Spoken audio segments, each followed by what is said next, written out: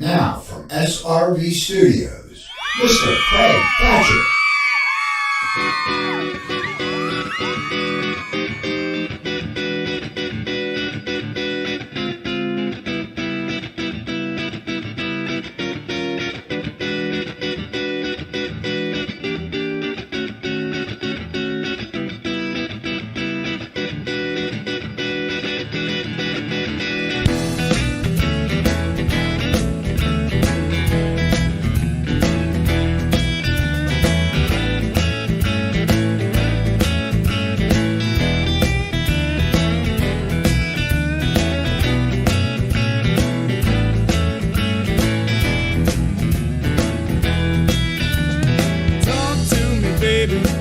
Tell me just how you feel.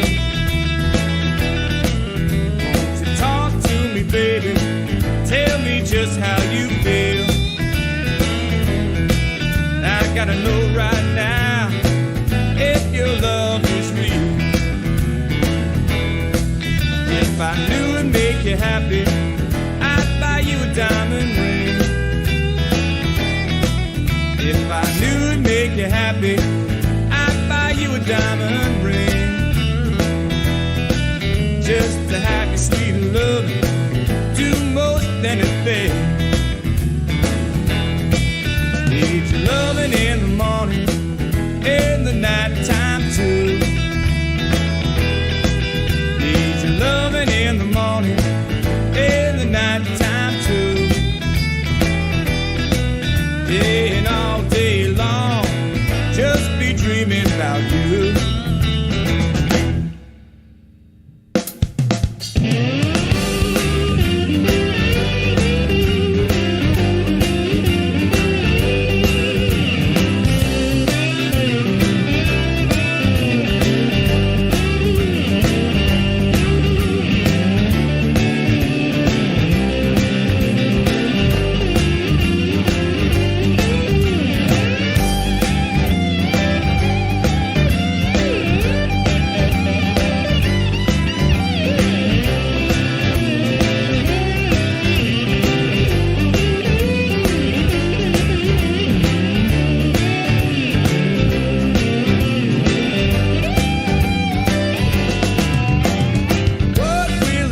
Baby, make you feel the same. What will it take, baby, make you feel the same? When you tell me that you love me, sometimes I think you play. Talk to me, baby, tell me just how you feel. Won't you talk to me, baby? Tell me just how you feel. I gotta know right now if your love is real.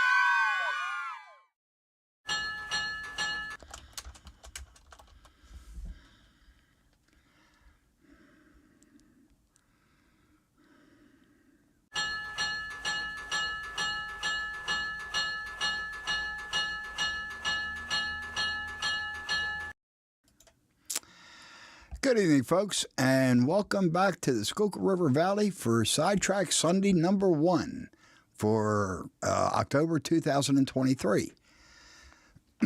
Excuse me. Good to see everybody. I'm glad you can make it in tonight. Let's see who's here. I know Lynn McCarty was the first one in. He was in here looking for cookies several hours ago.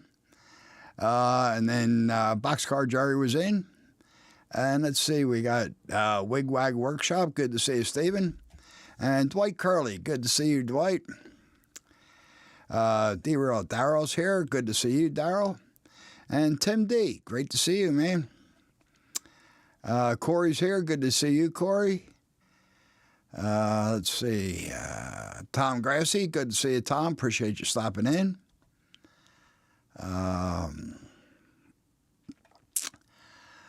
Brian from the Iron Horse Model Railroad. Good to see you, Brian. Let's see. I'm guessing AJ's with you. If so, good to see you, AJ. And there's Sean. Sean from the Sean's Pennywise and Miser Railroad. Good to see you, Sean. It's been a while, man. Good to see that you're still kicking. Let's see. We got Artie from the American Model Railroad. John Benicki's here. Good to see you, John. Les from the We, Us, and Company Railroad. Good to see you, Wes. Les, I'm sorry. It's We and Company. We and Us, not Wes. Sorry about that, Les.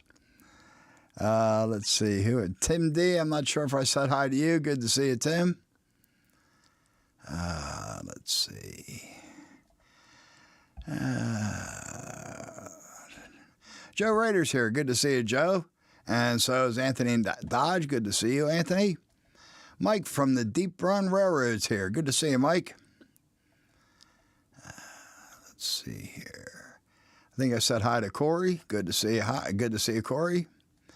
Cameron from Caboose 121's here. Good to see you, Cameron. Roy Eltham. Good to see you, man. And Ron Mullins here. Good to see you, Ron. Let's see here.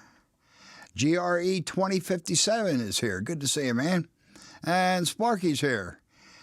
Good to see you, man. Glad you could make it in. John Tanzillo, other John. Good to see you, man. Glad you could make it in. Let's see. I think I got everybody. If I missed anybody, I certainly apologize. Stick your hand up, and I'll be sure to say hi. But even if you're not chatting, it's good to see you. Glad everybody could make it. So, excuse me.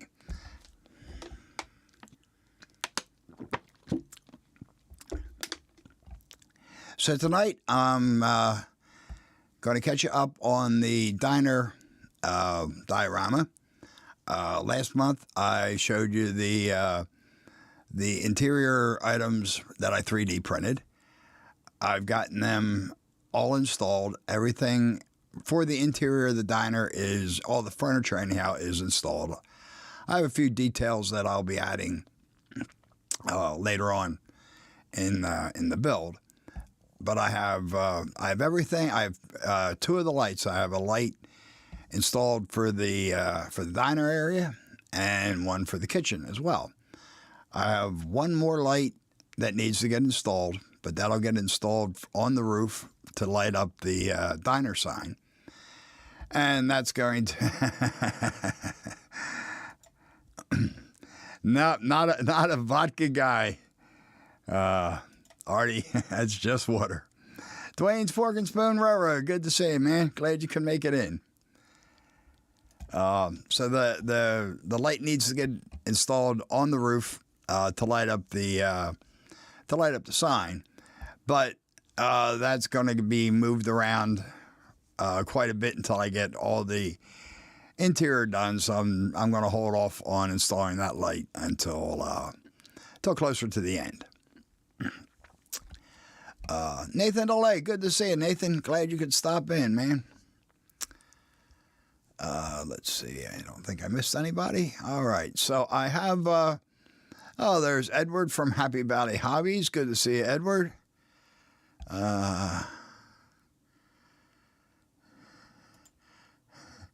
Yeah, you know what? I actually saw some the other night, Lynn. A little bit early for Halloween lights, but hey, why not? John Train BFGR, good to see you, man. Glad you could make it in. Let's see. I think I got everybody. All right, so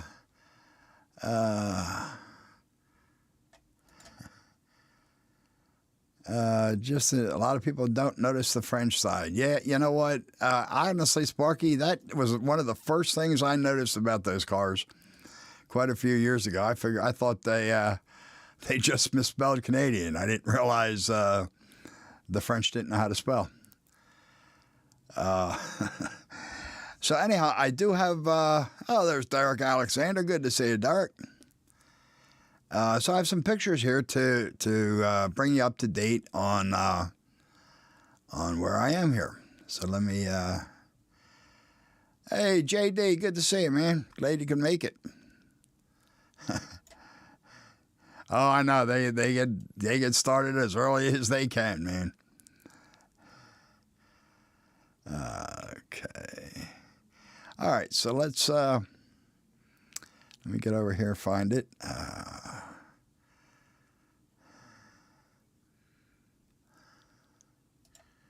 Okay, here we go. This is the back of or the top of your picture is the kitchen, and you can see off to your left-hand side. I have the refrigerator and freezer installed. I actually put down the flooring. The floor was printed. It's excuse me. It's a scale 18-inch square tile arranged on a diamond pattern, and I printed that on some heavy-duty gloss photo paper, which gives real nice prints. So I printed that out and cut that. You know what? Canadian bacon's not bad, Corey, but it's not quite the same as ours. No, actually, Lynn, it was in my own kitchen. Randall Ellison, good to see you, man. Glad you can make it in. And there's Anthony from the Georgia Sunbelt. Good to see you, Anthony. So I got the floor down. I'm real happy with the way that came out. I'll have a full overhead shot later on that'll show that a little bit clearer. So here's the refrigerator and freezer off to, like I said, the left-hand side.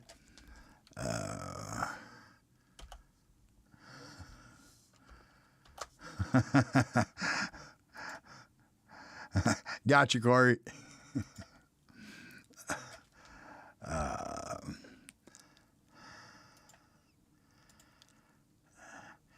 Let's see, what inspired me to make it? Actually, Brian from the Iron Horse Model Railroad inspired me to make it.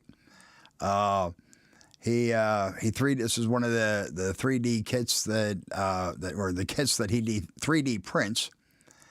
And him and I got talking about it and decided that it needed an interior.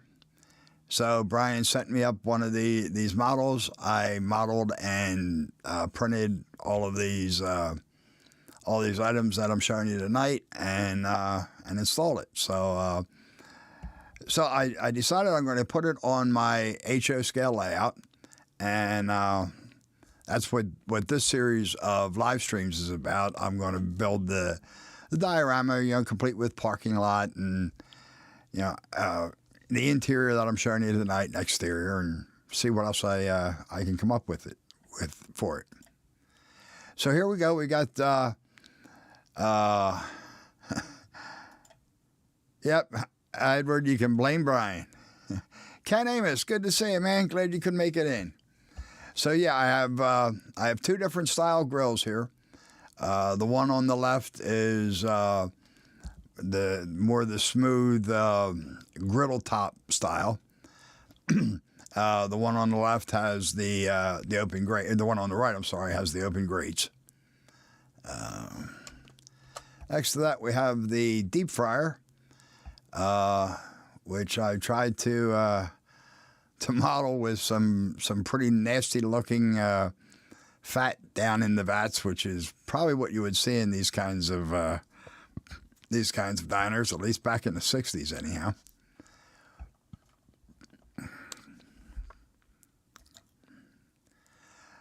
Thank you, Daryl.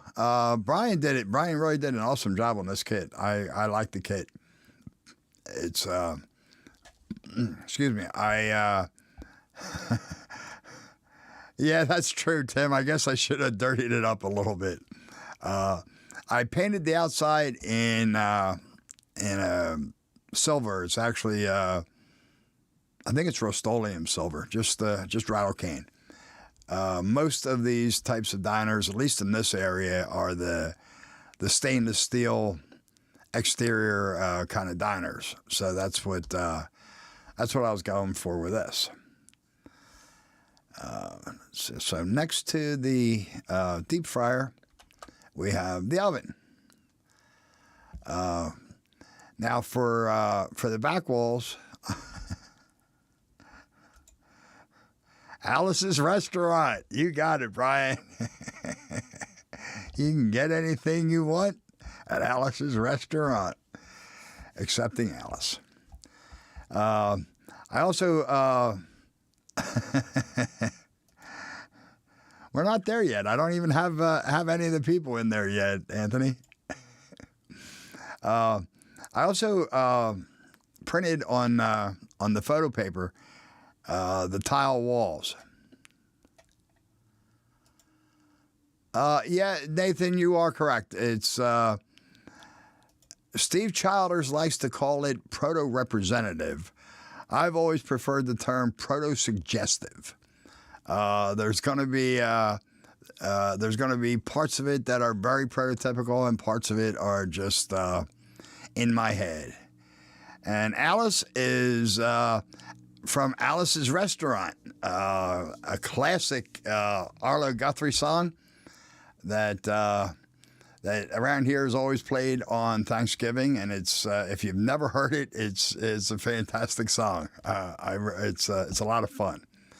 And here is Missile Hunter 5. Good to see you, LC. Glad you could make it. While I'm thinking of it, LC's got a very nice layout in progress. He's been posting some videos. So if you haven't seen his layout yet, here's a link. I encourage you to head on over and check him out. He's doing some good work. And I see here Edward just said hi to Ray Boble. I didn't see Ray stop in, but good to see you, Ray. There we go. Les, that's Alice. Alice owns the restaurant. It's Alice's Restaurant is actually a I don't know how many people realize this. The younger ones certainly don't. But it's Alice's Restaurant is actually a Vietnam War protest song. It's all done very tongue in cheek. It's very takes the lighter side of it. But yeah, it was definitely a Vietnam War protest song by Arlo Guthrie. Arlo is one of my favorite artists. All right, so let's go here. Okay, so here I've just flipped the picture around here so you get a better view here. There's the sink. Oh, you know what? I was starting to tell you. Come back here. Yep, you're right. There is Mel's Diner with Alice, the restaurant.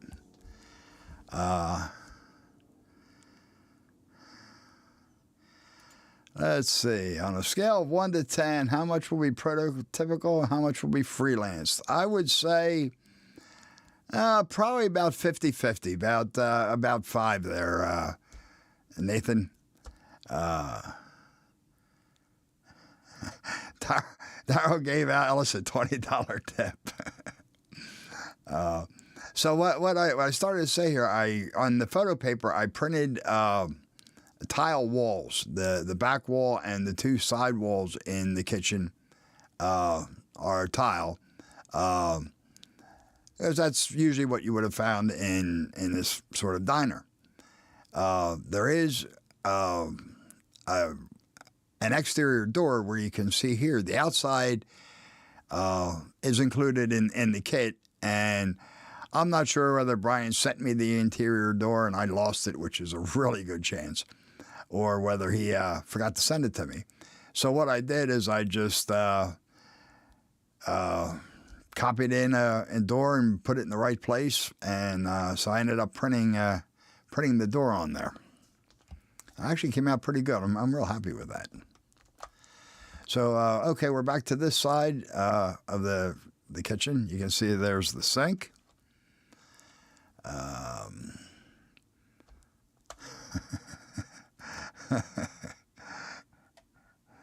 Yeah, well, some guys like that, Artie.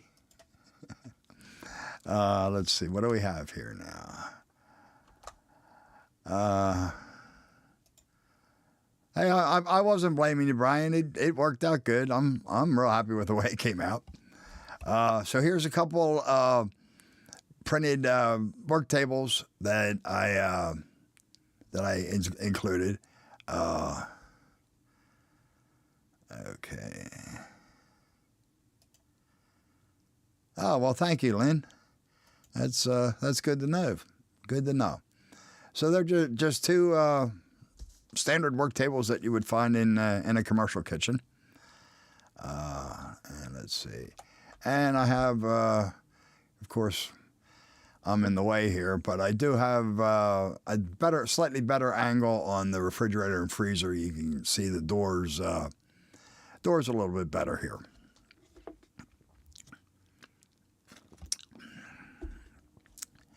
So let's see, where do we go from here? Okay, I did install. You can see there in the inset, where I installed the LED. That is a really tiny LED.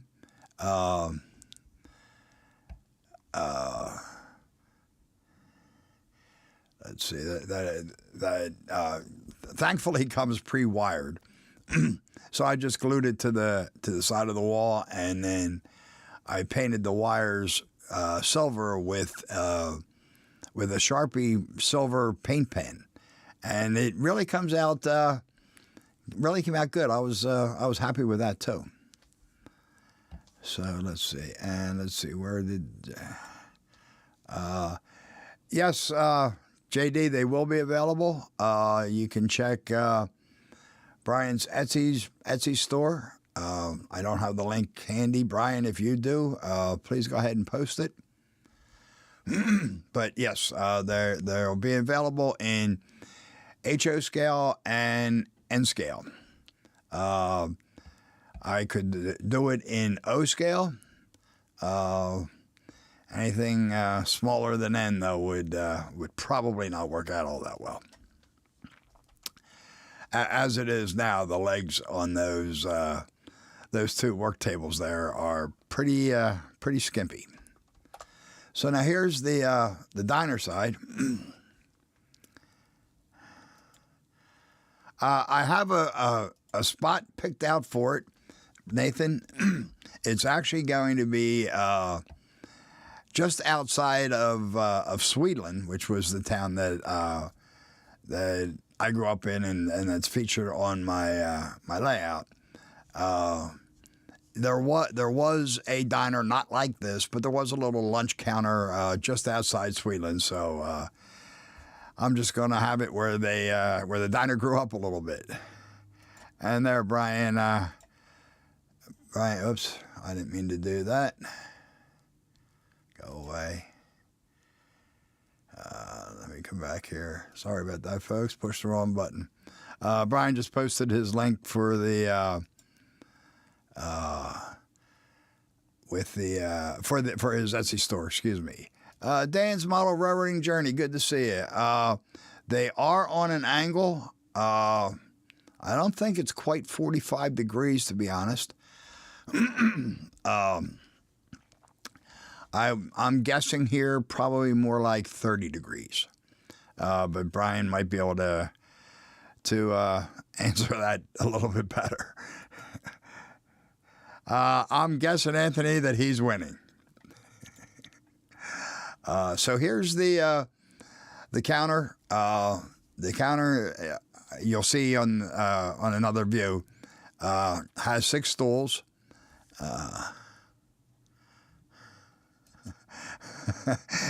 Good idea, Nathan. I just might have to do that. It has 6 stools. You can see there are 3. What would you call them? Jukebox terminals, I guess. Positioned there. 3 napkin holders and one whole straw holder for the big tall straws that they always have for the milkshakes. Let's see. Now we have here's the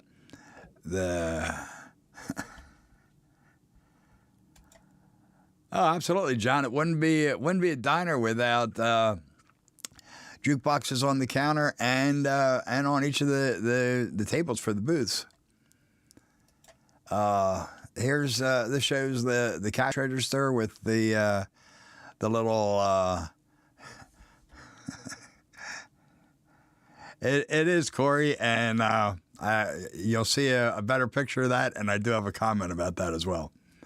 The cash register, I didn't actually model the cash register. I downloaded it, but I'm real impressed with it.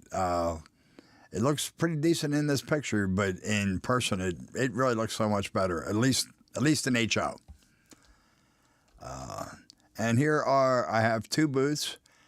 One of them, the one on the right being a 4-person booth, the one on the left being a 2-person booth.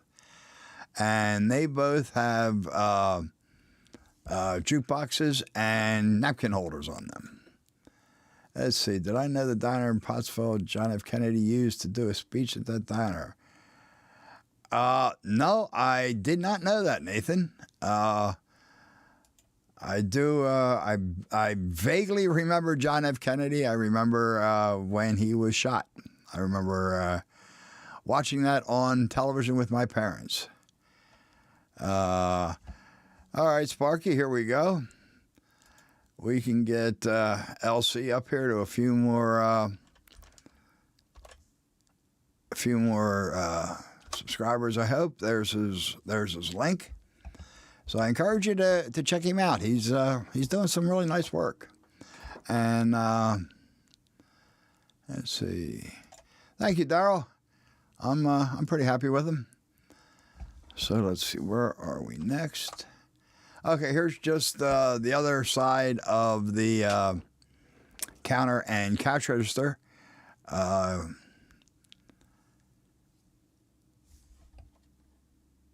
Oh, Dan, I think I misunderstood what you were saying. Yes, all the corners are beveled at 45 degrees, and they go together really nicely.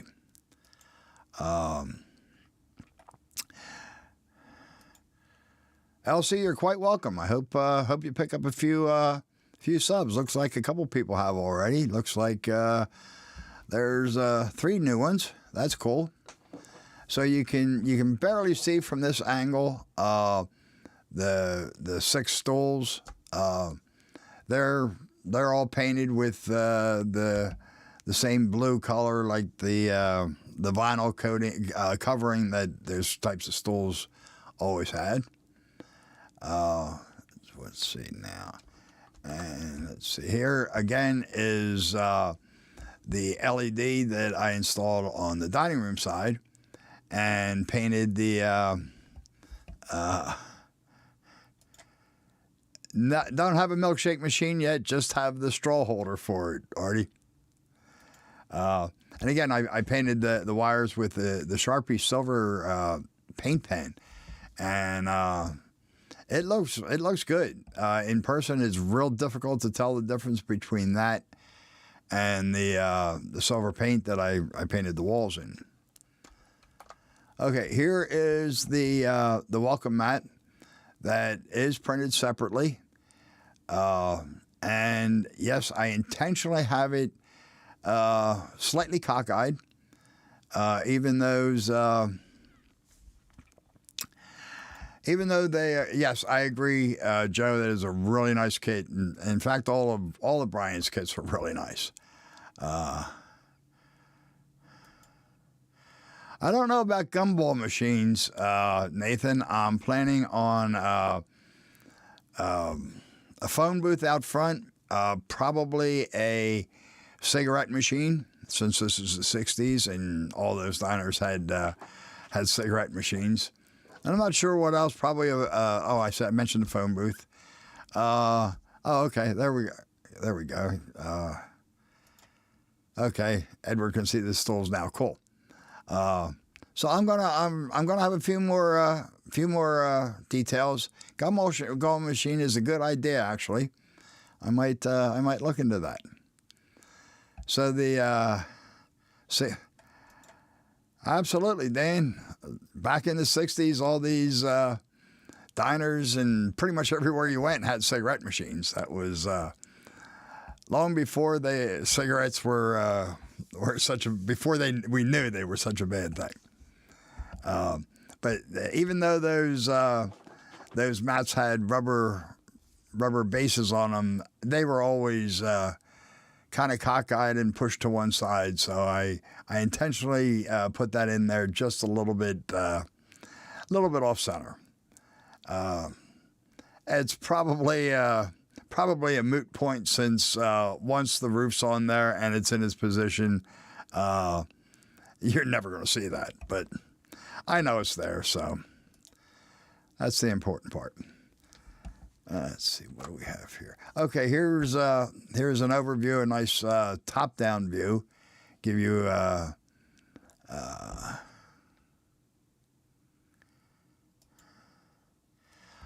you know what, Brian? That might not be a bad idea.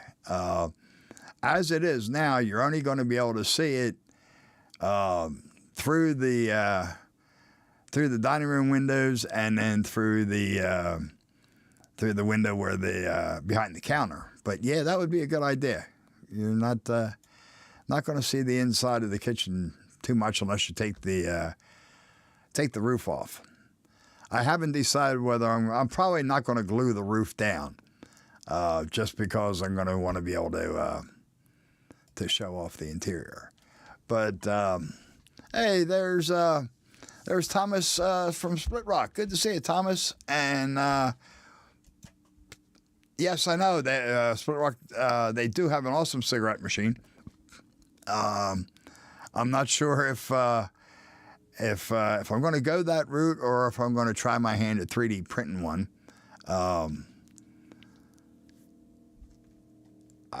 Part of the idea is to try and do as much with 3D printing as I can,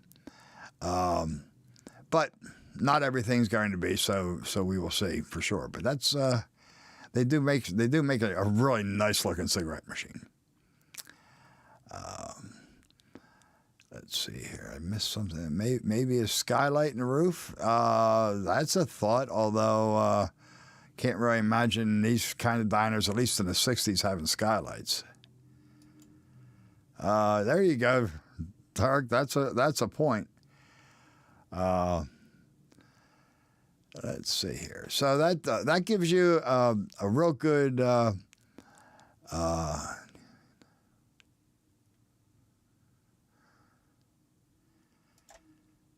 do I have my tire with me to know how big or small it is on camera compared to a locomotive?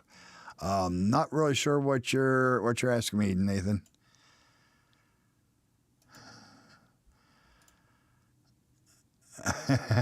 Yeah, John, that's for sure. And I saw Joe left a comment back here. Yeah, 30 cents a pack with matches. Yeah, I remember that, Joe. Actually, my father, oh yeah, definitely could smoke in hospitals. I remember my father telling me that when his dad would send him down, Benny, Captain Cuz, 6951, good to see you, man. Glad you could stop in. When his dad would send him down to the bar for cigarettes, they were 18 cents a pack, and you would put in 2 dimes, and the cigarettes came with 2 pennies actually inside the wrapper, so you got your change right along with your cigarettes. That was, of course, before my time.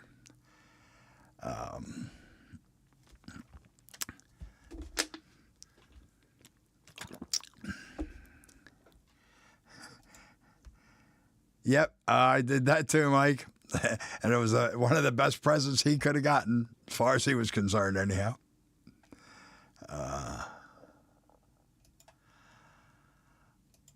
I got you now. Do I have the diner with me right now? The diner, unfortunately, is down on the workbench, and it's drying. So I can't really get it. I don't want to disturb everything that's drying. But yeah, I see what you mean.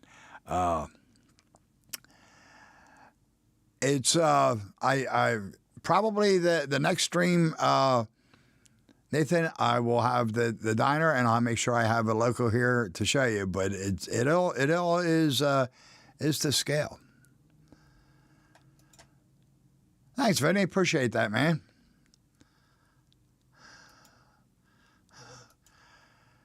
I don't think they're quite that much here. Maybe I could be wrong. I'm thinking about 80 or 90 here, Sean. I don't know. I haven't seen anybody buy a carton lately. They usually buy them in 4 or 5 packs, which is ridiculous enough as it was. Absolutely, Split Rock.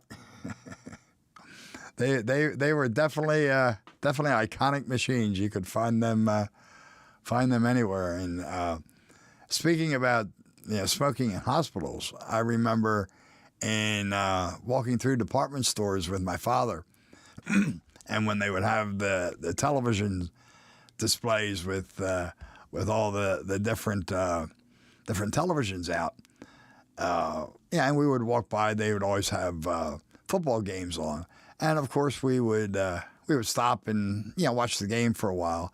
And they actually had ashtrays placed around the television displays for all the guys that were watching the ball game and smoking. There was very few places you couldn't smoke then. Okay, and that's it for the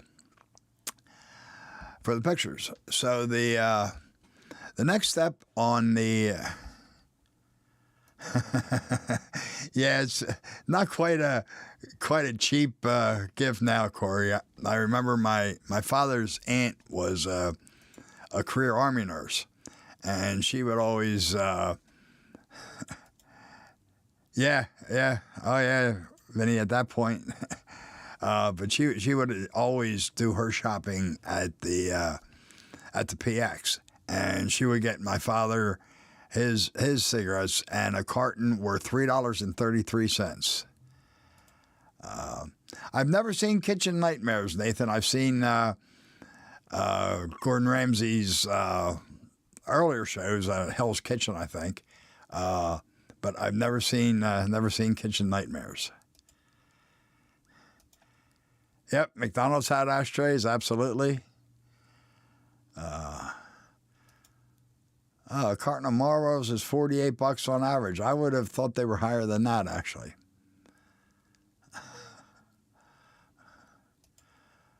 Without phone booths, I don't know, Derek. That's why I'm going to have a phone booth outside my diner.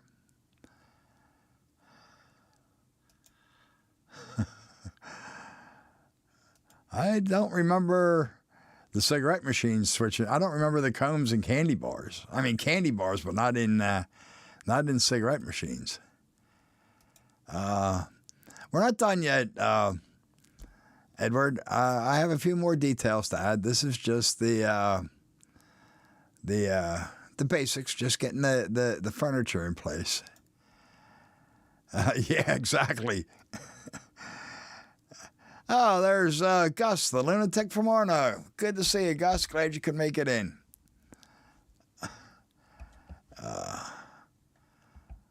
Wow, they're $8 a pack. Wow. That's insane. I started smoking, I think they were 55 cents a pack.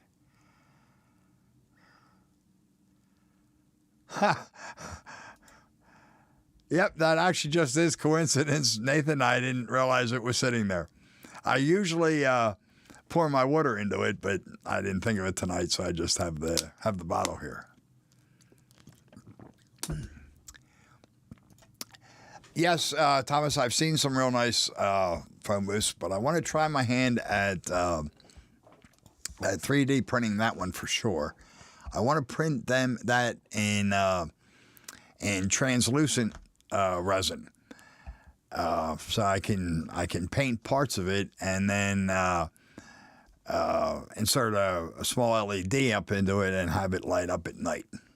So I'll see how that works. Dickie's Beer Reviews. Good to see you. Appreciate you stopping in. Much better off, John, for never starting. Let's see.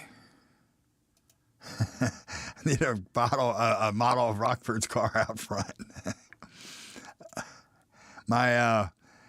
Speaking of never starting, my father was insane with statistics and things like that, and he figured out that he smoked over 750,000 cigarettes in his life. There's Ian from the Lehigh River subdivision. Good to see you, Ian. And Dave from Carolina Foothill Railroads. Oh yeah, I definitely remember when you could smoke on flights. Thanks, Thomas. I think that'll look pretty good if it comes out. If the phone booth itself comes out good enough, I think it'll look good at night with it lit up. Be able to light up the sign at the top that says phone and the old Bell-Tel logo.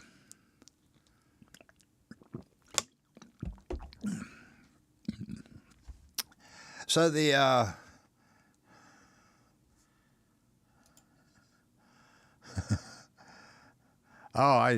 my mother had strict instructions. Any T-shirt she got me better have a lapel pocket or a chest pocket here. Breast pocket is the word.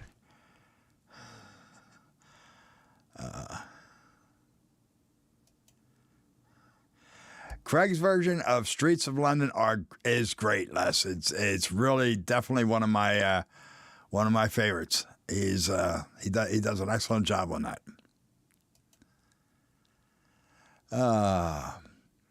Let's see, the software that I'm using, some of this was designed in SketchUp. SketchUp was the first 3D modeling software I used, although it's really not the best I'm finding for 3D printing. Some of it's been designed in Tinkercad. I've been using Tinkercad a good bit. The slicer that this printer uses is called Chidu Box or something like that. It's a Chinese program. I'm not overly thrilled with it, but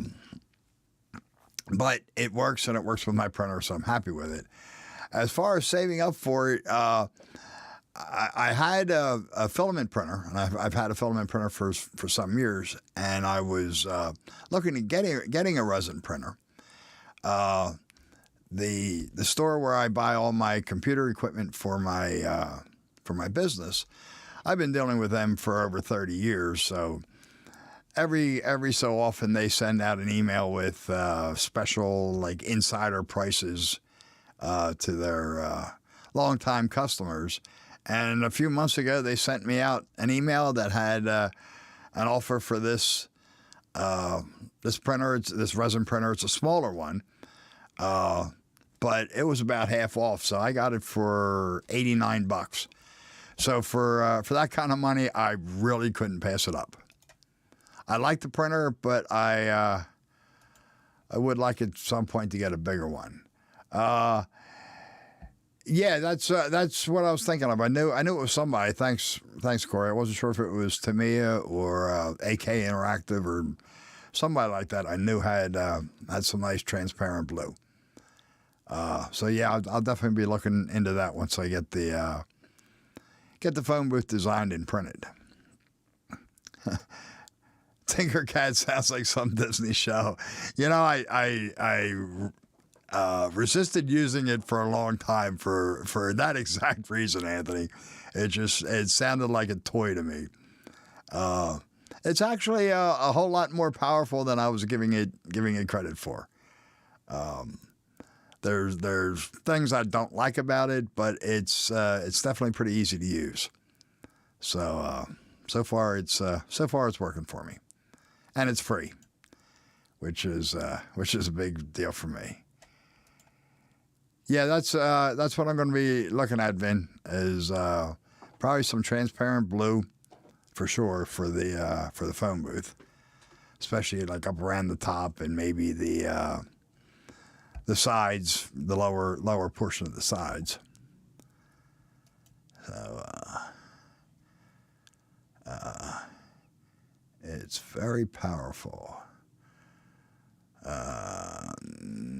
Yeah. Oh, back to Tinkercad. Yeah, surprisingly, it is. I really wasn't giving it credit. Dave, BNSF N Scale. Good to see you, Dave. Glad you could make it in. Yeah, but I held off using it just because, like I said, the name doesn't help. Just gave me the idea of a toy, but it really isn't. What's a phone booth? Come on, Artie. You're old enough to recognize a phone booth just because you don't see them anymore.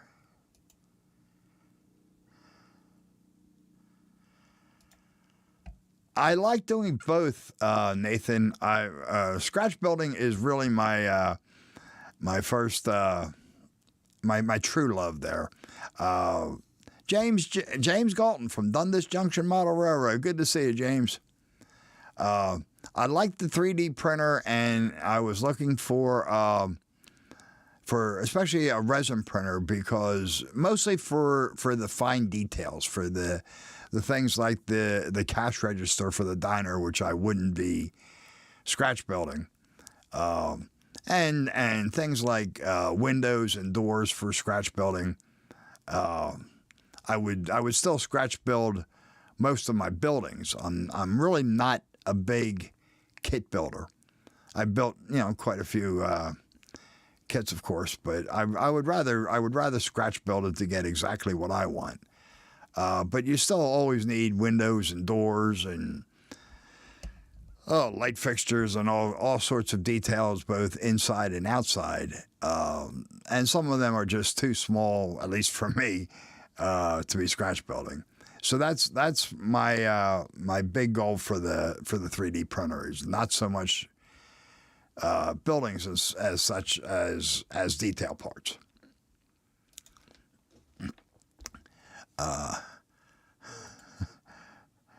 There you go, Edward.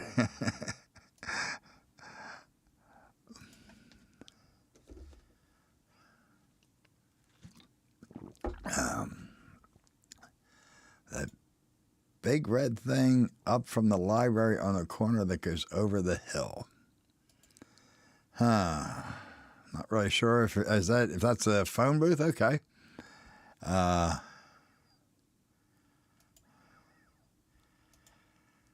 Well, I do model the 60s, Sean, so there's definitely going to be some muscle cars.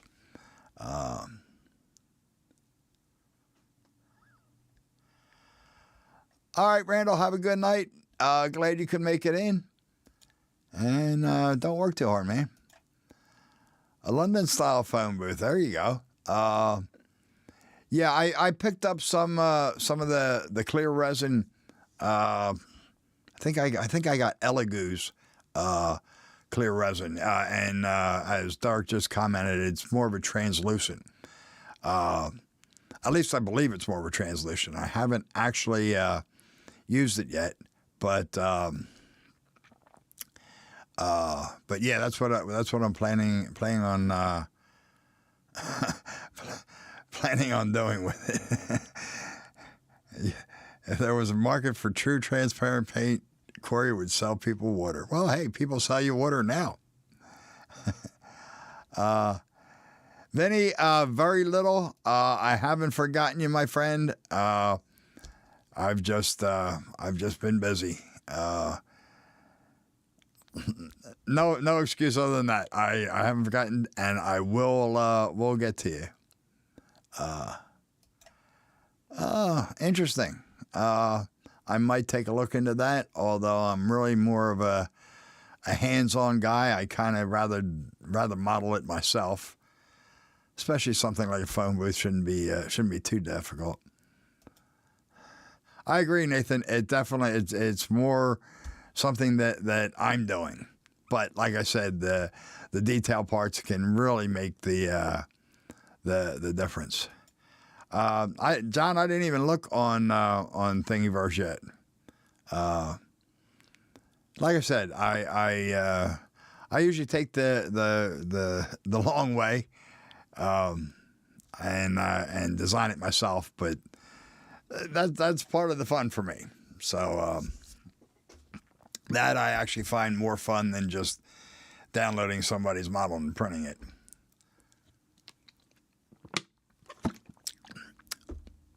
Although I have done that, the cash register, the jukeboxes, they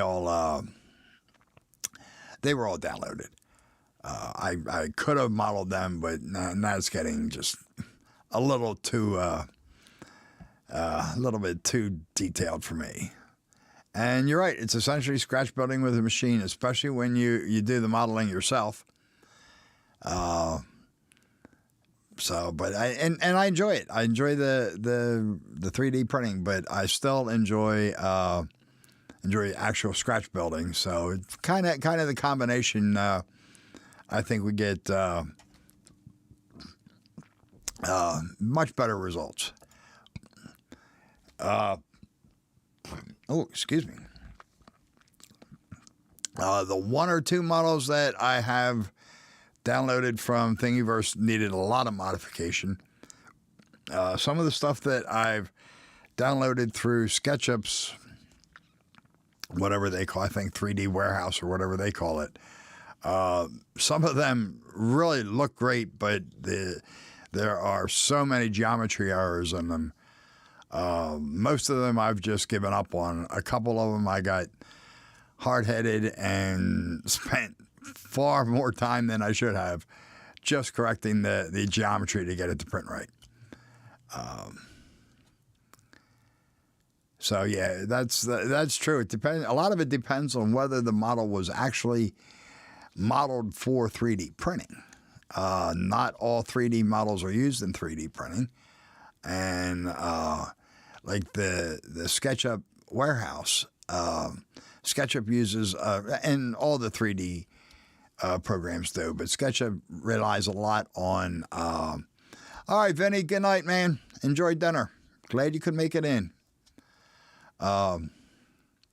Relies very, very heavily on materials, and it does a nice job with it. And like I said, I've downloaded some models that really look great, and without bothering. This is before I really figured out the printer. Without bothering to check geometry or anything, I went to print them, and they just ended up as blobs. Yep. I guess so, Nathan. Phone booths were a little bit before your time. I remember as a kid, whenever I went out, my mother and father making sure that I had a dime in my pocket so that I could make a phone call if I needed it. And that goes back a while because phone calls weren't a dime forever, that's for sure.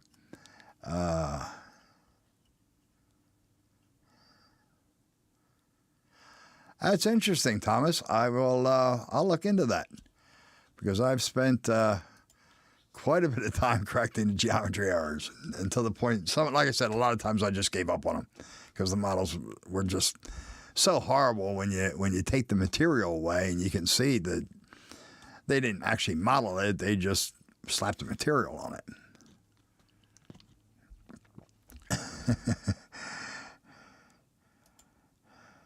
Okay, Roy remembers when it was a dime. I'm surprised, Roy.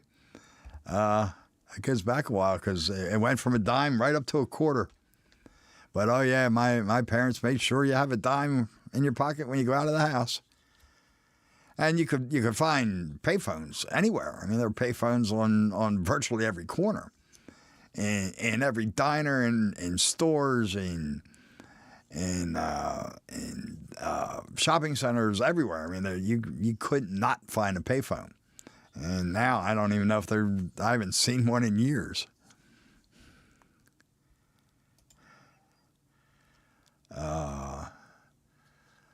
Yep, you're right, Dwight. Well, the software this Chidu box that the resin printer uses supposedly checks and autocorrects it. And I don't know whether it was just the model was that bad, but every time I've tried it, it's actually made it worse. I only briefly used Lychee, and I didn't really care for it. I might end up going back to it. I don't know. I don't really care for Cheetahbox, but I'm not entirely certain. I'll have to check to see if Lychee supports this printer. Not all that many slicers support this printer for some reason. Oh, 2018. I'm surprised. That's I didn't think they were still around that late.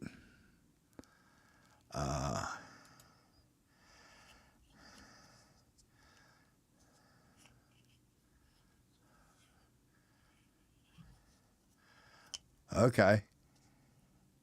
Wow, I didn't know they had they save things like phone booths. Nathan, that's pretty cool. That's interesting. But yeah, that was a little bit early for you.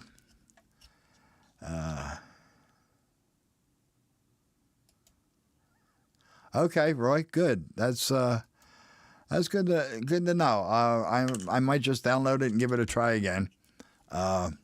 Like I said, I used it very briefly once before, and I really didn't like it, and I ended up using Cura. I'm not a fan of the Cheetah box, but it does work. You're right, Joe. Now the phone booth is in everybody's pocket, and I'm sorry, but it hasn't gotten better. I really liked it much better when we had phone booths and I didn't carry a phone around with me. The Mafia kept phone booths in business. All right, well, that would explain you seeing them in Jersey, that's for sure. And yeah, good point, Anthony, more like in their face. Well, yeah, I know they saved a lot of stuff from 9/11. I didn't know they saved phone booths. That's interesting.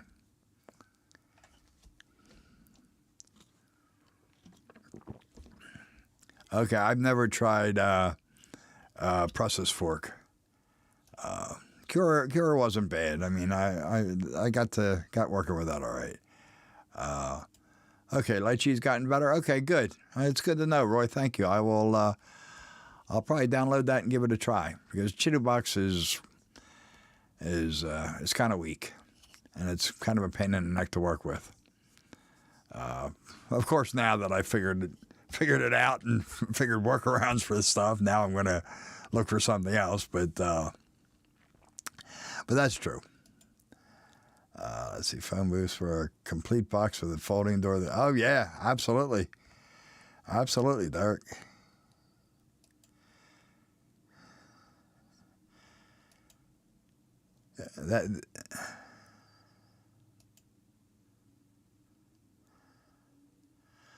Okay, I'll look into that too, Tom. Thank you. Okay, I've used Cura for my filament printer. I haven't printed anything on the filament printer for a while. I really just like the detail I get with the resin printer so much better. Oh, Tammy and Ray, good to see you. Glad you could stop in. Well, so much of it now, Anthony, is coming from China, so that pretty much should answer your question there. Tutor Box is definitely a Chinese program, and I mean it's in English, I guess, but it's definitely a Chinese program, and Lychee probably is too, and I don't know about Cura.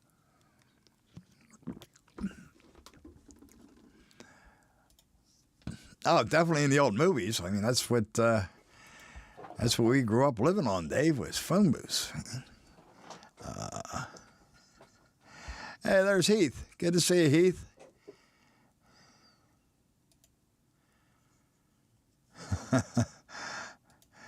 My mother worked as a telephone operator for Beltel.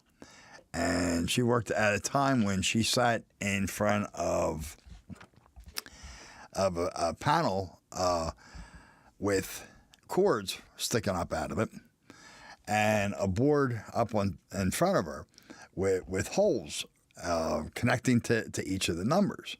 And when somebody would call, she would have to take the cord and plug it into the jack for her handset, ask for who the caller wanted, and then take that cord and then reach up and plug it into the appropriate jack on the board. And there was just, I don't know, at least a dozen ladies or so sitting there with these massive boards in front of her. But now this also goes back to the time of party lines, which I'm sure a lot of people don't even, well, I don't remember them. I only know about them from my parents telling me. I don't think I ever saw a phone booth with a missing coin box. Yeah, Beltel, absolutely. That's what they handled all the phones in the country before the breakup.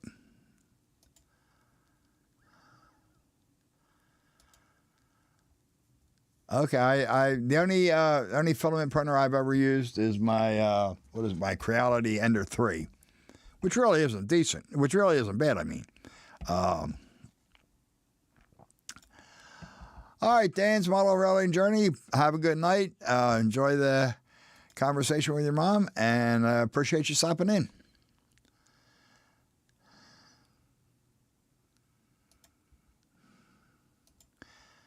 The first number after the exchange in a phone booth was usually a 9, so you could see it was a phone booth. I didn't know that. Yep, Edward Ma Bell, absolutely. Tom's Trains and Things, good to see you, man. A party line, is that anything like a conga line? I guess, sort of. For anybody who might not know, well, Nathan for sure, and probably Sean, he's probably too young for this, no doubt. Actually, most of us are too young to have ever used these, but the phone number, thank you for stopping in, Sparky. Good to see you, man. The phone numbers at the time, at least in our area, and probably all of the U.S., were 4-digit numbers, and they included a letter afterwards. And for some reason, they were W, X, Y, and Z. So if my phone number was 1234W, and yours was 1234X, we both with the phone would only ring for either the W or the X. But if you were on the phone making a call, I could pick up my phone and hear your entire conversation.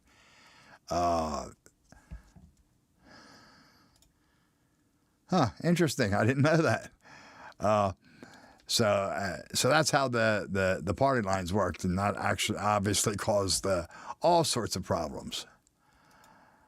You remember the first iPhone came out? It was pretty much exciting. Yep.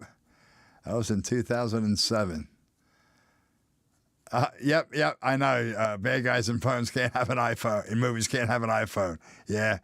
Apple doesn't want the bad publicity. Jackson 7729 when I was a kid. Mine was Broadway 60398. BR 6. 32 and 43. All right. I don't think it. Maybe it was a different sound. I don't think so. I thought it only rang for, whatever the letter suffix was. Well, yeah, pretty much they could. Yeah, I'm sure it did. I mean, you could just pick up your phone and listen to your neighbors' conversations, and they wouldn't even know you were there. Probably caused a lot of marriages to break up too.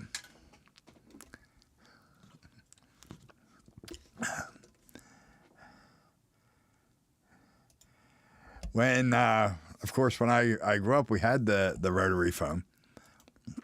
And that was actually at a time when you didn't buy your phone, you rented the phone from the phone company. And my father insisted on renting the phone even after we went to the touch tone. But he was so late in switching to the touch tone. He just hated the whole idea. He wanted to stick his hand in and spin the dial, and he wouldn't switch to the touch tone until the telephone company forced him to. They just were not supporting the dial phones anymore. They were like almost like World War II walkie-talkies, Nathan. I had a client who had one of the first cell phones, I guess you could call it that, and this thing had to be that big, this big around. It had a strap that he would carry it over his shoulder. Party line could be dangerous if you're talking about a lot of things, Derek. I definitely wouldn't want one today for sure. Yeah, they were huge. They were ridiculous. Dial lines were cheaper than tone, which was no doubt a big reason my father was hooked on it. But it was also just he didn't like change. He didn't like any kind of change. Darryl, thank you, sir, for stopping in. Have a great night. Yeah, the bag phones. I never had one of those. I was kind of late adopting the cell phones. I don't like them. I liked it much better when you couldn't get in touch with me unless I was home. I didn't mind that I had to get up and walk over to the other room where the phone was. Yeah, I didn't remember that until you just mentioned it, Corey. But yep, you're right. And I even hate these stupid smartphones. I only have one because I need it for my business. Otherwise, I would have a flip phone. I just want a phone. I don't want the computer and all the rest of it. I got a computer sitting right here in front of me, and that's plenty. I was late getting the cell phone. In fact, the only reason I got the cell phone, my little girl was on my back about getting one, and she was on my back for a couple of years about getting it, and I just I refused to get it, and I was coming home from her house one night. It was late one night, and it was the coldest night of the year, and I got a flat tire on the northeast extension of the Pennsylvania Turnpike. The spare tire was held up underneath the bed of my pickup truck with you lowered it with a winch, and absolutely, James, I would switch in a heartbeat. But I was spinning it.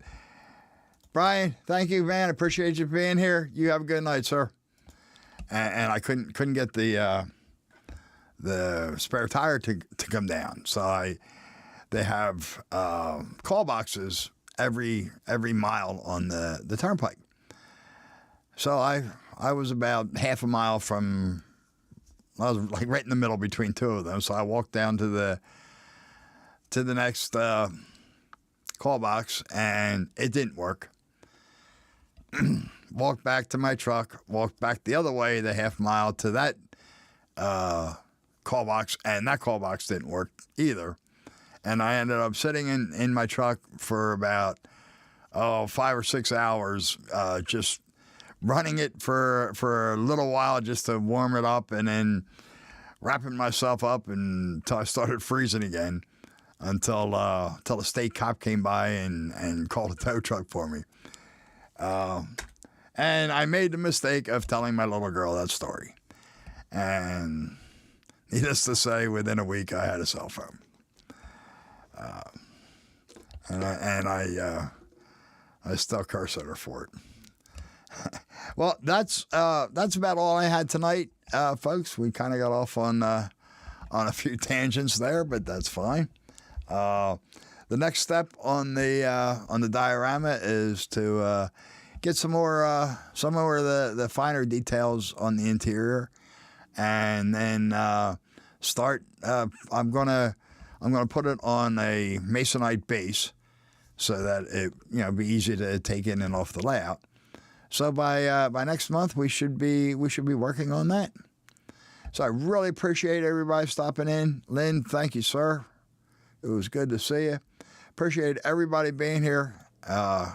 That really means a lot, and I had a good time tonight. Don't forget, next week will be Nissy for Sidetrack Sunday, and then after that I'll be right. So thank you all, folks. I really appreciate you stopping in and hanging out with me. And we sidetracked. We have succeeded, right? Thanks, Tom. Sean, thank you. Dave, Joe, Artie, everybody. I really appreciate you being here. Anybody I missed? JD, thank you, sir. Dwight. Everybody, you have a great night, and we'll see you during the streams this week. So have a good week, all.